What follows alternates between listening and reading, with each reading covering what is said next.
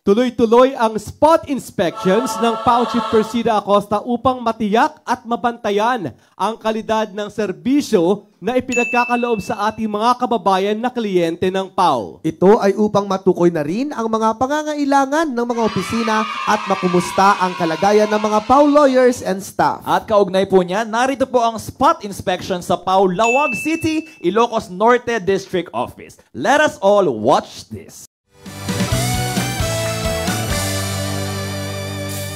Persida sa puso't isipan ang pangarap sa buhay. Maging abogado ng bayan, hustisya'y kanyang ilalaan. Sa kamay ni Persida, kabutihan ang ilalaan.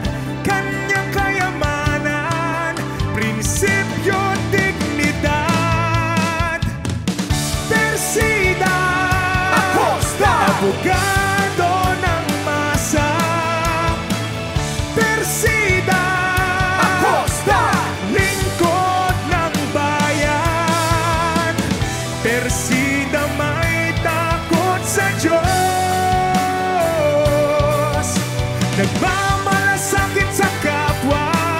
Persida Acosta, sama-sama't maayos naman po, Chief, ang mga serbisyo po ng Public Attorney's Office. In fact po, Chief, last month, nag-house visit po kami sa mga kababayan po natin from Bacara, Ilocos Norte, lalo po yung mga senior citizen natin na hindi po makapaglakad, gawa po na matanda sila.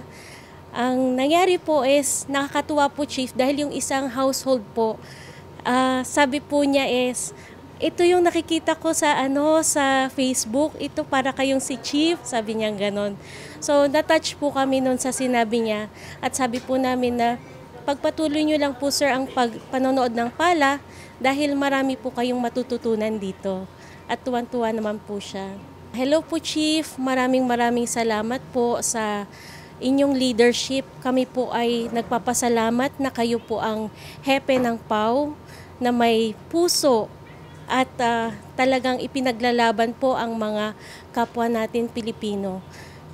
Pagpatuloy niyo po ang inyong magandang gawain at gayon din po makakaasa po kayo Chief na kami po sa Lawag City, Ilocos Norte District Office ay naka-align po sa lahat po ng inyong mga patakaran po dito po sa ating opisina. Thank you po Chief. Persida